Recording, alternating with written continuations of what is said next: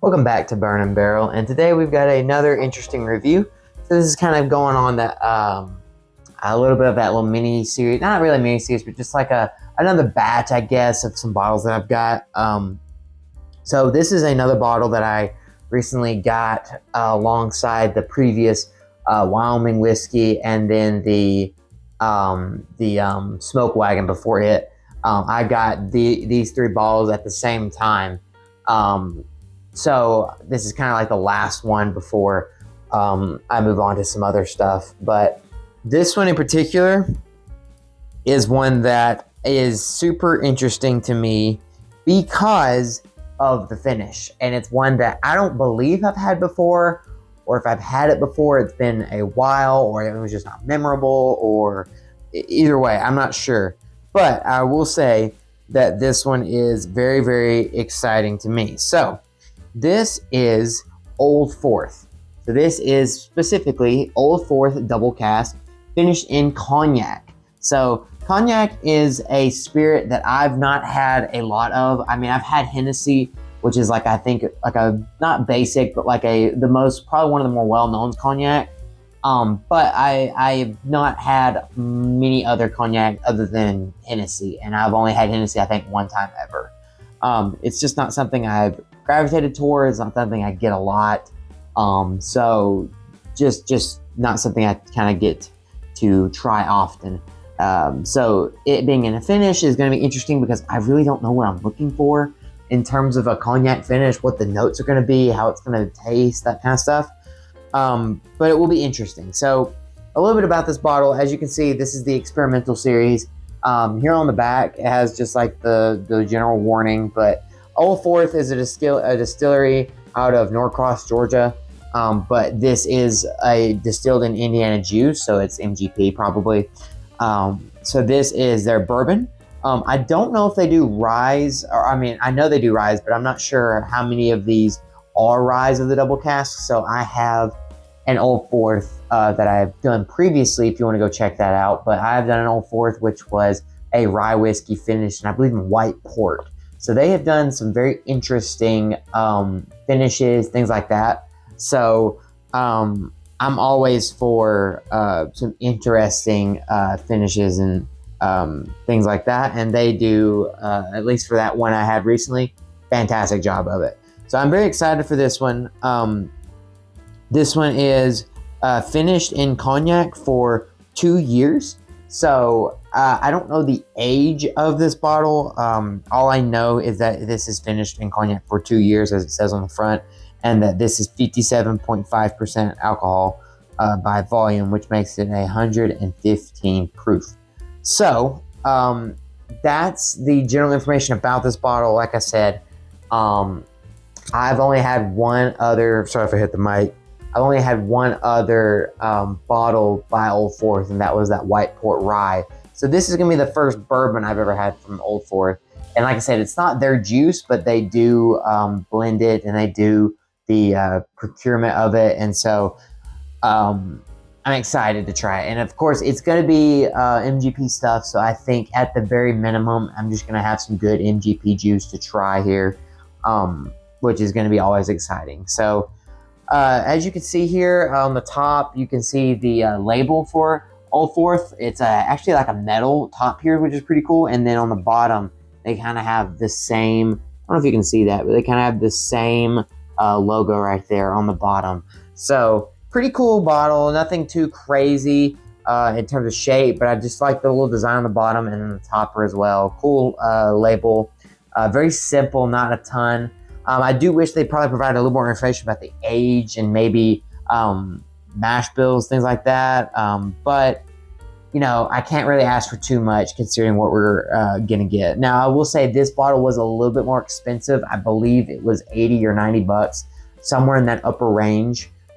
So it may be more of a expensive purchase for most people. That's definitely an expensive purchase for me. It was just, I had just not bought a lot in that a few weeks, few months. So I just kind of saved up and bought those three recently. So I completely understand if some people don't want to get this bottle because of that price or don't think it's worth it. I have yet to determine if it's worth it. I've not had any of this ever. This is the first time I've opened it, and I opened it just like 10 minutes ago. So yeah, all that to say, this is going to be an interesting review, and I'm very interested to see what we've got going on here. So enough talking. I've talked plenty, and let's go right into this glass. Now the color here is very medium-ish color, medium color here. Nice golden, not deep gold, not like very, very light. This is very down the road kind of color. You can see here there's some viscosity. It's a little oily. It's starting to slide down the glass just a little bit.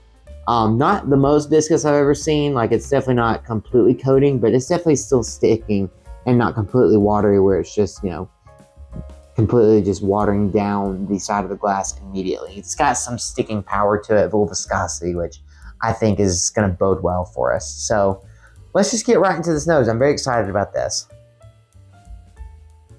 Immediately, I'm getting a big burst of that cognac flavor, or that note. Very different from a traditional bourbon. It's got a lot of that, like, it reminds me of that Hennessy type smell and flavor when I first tried that. Which I don't remember what kind of, I can't remember what kind of spirit cognac is. I don't remember like what the base ingredient is. I want to say it's grapes. Again, it's similar. See, I'm not even gonna speak. I don't remember. I'm not even gonna try, but it definitely has a grapey type smell.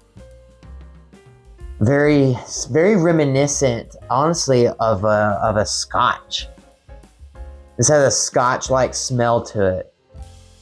It's got a little grape. It smells very light. Like, not the strength is pretty good, but the it's like a light, like more florally type.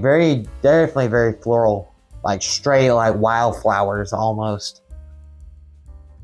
Wildflowers, a little bit of that grape. Also a little lemon, like a little of that citrusy, lemony on the end there. I mean, this is very unique. It reminds me a little bit of the Eiffel German single malt. It's got a little bit of those qualities to it. Not maltiness per se, but it almost just smells like a European type whiskey, which I know it's not, but it just, something about it just screams and smells very European. And I don't know why I'm associating it with that right now, but I just am. And it smells good. I do like this smell, so I'm very interested to see what the taste is going to be like.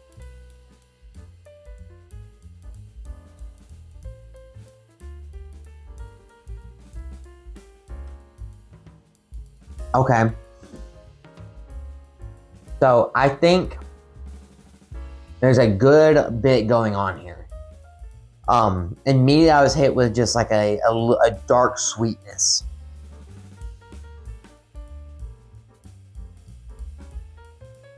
Yeah, like vanilla, brown sugar, molasses, just right up front punches you with the dark. And then as you take a sip and let it sit on your palate for a minute, it kind of develops a little bit of a more balanced approach, I would say.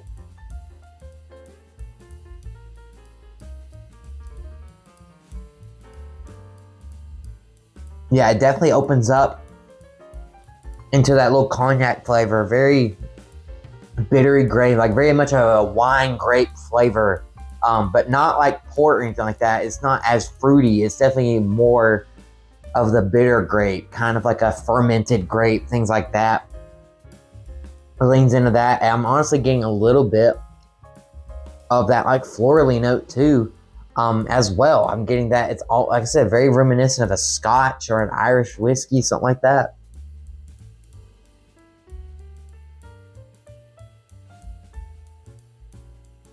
Yeah, definitely a good bit up front, and then it kind of transitions into this very unique flavor profile of all of these like Irish and whiskey flavors, such as like floral and a little bit of that grassy flavor.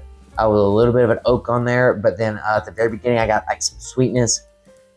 And then as I get towards the finish, it comes in with a little bit more earthy flavor. So I'm getting a little bit more of that earthy, maybe a little bit of a tobacco-y flavor, not like sweet tobacco, but just like a tobacco in general flavor. I think there's a decent amount going on here, and I really like it. I actually am a big fan of this. The only problem for me is that those earthy tones at the end seem to just be a little overpowering, which is okay if you like that, but the earthy tones, I like a little bit of earthy flavor, but at certain levels it starts to get too much, and I think we're teetering near that line for me. As I get to the from mid palate to the end, it just kind of expands, and I'm just not feeling it as much. So, you know, it is what it is, but I don't know. It doesn't seem as good to me on the finish as I would like, but the rest of it is really good. I'm not gonna diss it at all. So, yeah, I think that's. I'm gonna definitely give this probably about an 8 or so. This is very much above average, super unique. I know it's expensive, but it definitely is super unique if you ever get the chance to try it. So, but I think that's gonna be it for me today. So if you want to check out a summarized version of this review, be sure to check the description below. And don't forget to check the videos on screen as well to check out some of the other reviews that I have done. And yeah, I think that's gonna be it for me today, guys. So I hope you have a fantastic day. I'll see you next time here on Bird and Barrel.